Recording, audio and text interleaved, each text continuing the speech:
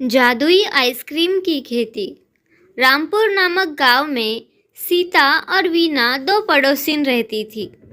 सीता का परिवार फला फूला था। उसका पति अच्छा खासा कमाता था। वहीं दूसरी तरफ वीना एक विधवा थी। वह दूसरों के घर में काम करके अपना और अपनी बच्ची का पेट पाल रही थी। सीता के बेटी का नाम अनाया था और वीना के बेटे का नाम बंटी था। दोनों साथ में खेलते थे। एक दिन दोनों साथ में खेल रहे थे। तभी अनाया बोलती है, चल बंटी, मैं चलती हूँ। आज मुझे मेरी माँ आइसक्रीम खिलाने लेके जाने वाली है। अरे वाह, सच में? हाँ हाँ, अब मैं चलती हूँ, वरना माँ डांटेगी। इतना कहकर अनाया वहाँ से चली जाती है।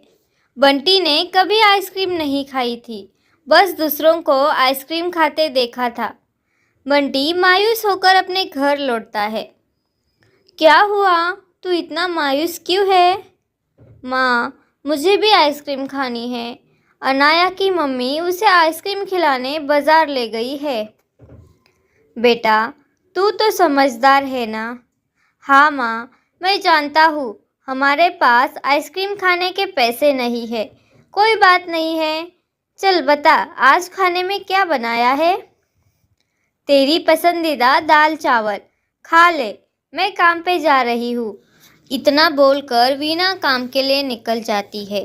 पर वीना का सारा ध्यान उसके बेटे के उतरे हुए चेहरे पर था। वह पूरे रास्ते में यह ही सोच रही थी।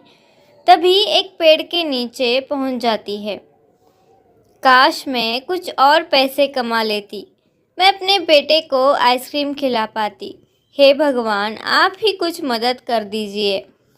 तभी वह पेड़ बोलता है, वीना, मैं तुम्हारा दुख समझ सकता हूँ। मैं तुम्हारी मदद करता हूँ। हे वृक्ष देवता, आप सच में मेरी मदद करेंगे? हाँ हाँ, ये लो, यह कुछ जादुई बीज है। इसे तुम अपनी खेत में बो देना। अगले दिन इसमें से आइसक्रीम के पौधे आएंगे। वीना घर आकर खेत में वह बीज बो देती है। ये तुम क्या कर रही हो माँ? मैं आइसक्रीम के पौधे का बीज लगा रही हूँ। सच में? माँ, क्या सच में इसमें से आइसक्रीम उगेगी? ऐसे तो हम बहुत सारे आइसक्रीम उगाएंगे और आइसक्रीम बेचकर इसमें से सब पैसे भी कमा लेंगे। इस बारे में तो मैंने सोचा ही नहीं। हम ढेर सारी आइसक्रीम उगाएंगे और उसे बेचेंगे भी। इससे मुझे गांव में घर घर जाकर काम नहीं करना पड़ेगा। हाँ माँ, फिर हम बहुत अमीर हो जाएंगे। दूसरे दिन वीना काम पे नहीं गई। माँ, आज आप काम पे नहीं गई? कल हमारे यहाँ बहुत सारी आइसक्रीम के खेत होंगे, तो मैं दूसरों के घर काम पे क्यों जाऊँ? वीना के मन में पैसों का लालच आ गया था। दूसरे दिन सुबह उठकर वह खेत पर गई तो वहाँ कुछ भी नहीं था। अरे, ये क्या? वृक्षदेव ने तो कहा था कि आइसक्रीम के पौधे उगेंगे, पर यहाँ तो कुछ भी नहीं है। बंटी और वीना उसी पेड़ के पास आ गए और बोले, वृक्षदेव, वृक्षदेव, प्रकट होइए। आपने हमारे साथ ऐसा मजाक क्यों किया?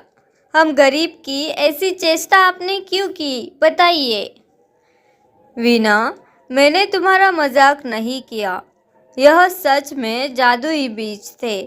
क्या तुम मुझे बता सकती हो कि तुमने उनके साथ क्या किया?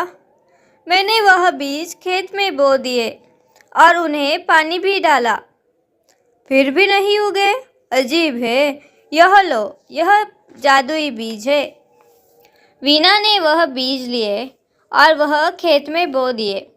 दूसरे दिन सुबह उठकर वीना खेत में गई तो वहाँ देखा तो वहाँ कुछ भी नहीं था। अब वीना को बहुत क्रोध आ गया और वह उस पेड़ के पास गई। वृक्षदेव, वृक्षदेव, आपने हमारी गरीबी का मजाक उड़ाया है ना? आज भी वहाँ कुछ नहीं था। वीना, तुमने बीज बोते समय मन में क्या सोचा था, जरा मुझे बताओ। मैंने सोचा कि आइसक्रीम बेचकर मैं बहुत सारे पैसे कमाऊंगी। मुझे दूसरों के घर काम करना नहीं पड़ेगा। हमारी गरीबी कम हो जाएगी, हम अमीर हो जाएंगे। वीना, तुमसे यही गलती हुई है। मैंने यह बीज तुम्हें तुम्हारी बेटे की आइसक्रीम खाने की इच्छा पूर्ण करने के लिए दिए थे, पर तुम्हारे मन में तो लालच आ गया, इसीलिए यह बीज नहीं उगे। यह लो, मैं तुम्हें आज फिर से यह बीज देता हूँ, लेकिन इस बार बीज बोते समय लालच मत करना। बिना दूसरे दिन वह बीज बो देती है, लेकिन इस बार उसके मन में कोई लालच नहीं था। दूसरे दिन सुबह बंटी, माँ माँ यह देखो। वीना बाहर आकर देखती है तो बहुत सारे आइसक्रीम के पौधे लगे थे। उस पर रंग बिरंगी आइसक्रीम लगी थी और कई गरीब बच्चे वह आइसक्रीम खा रहे थे। बंटी ने भी एक आइसक्रीम तोड़ ली और खा ली। वीना को अपनी गलती समझ में आ गई। मन ही मन में वह वृक्षदेव को धन्यवाद देती है। धन्यवाद वृक्षदेव, आपने मुझे लालची बनने से रोका। वीना ने वह आइसक्रीम बेची नहीं, उसने इस कड़ी धूप में ठंडी ठंडी आइसक्रीम गरीब बच्चों को फ्री में दी। इससे वो गरीब बच्चे और वीना बहुत। तो मेरे प्यारे दोस्तों, कैसी लगी आपको हमारी कहानी? अगर आपको हमारी कहानी अच्छी लगी हो तो प्लीज़ हमारे चैनल को लाइक, शेयर और सब्सक्राइब ज़रूर करिए।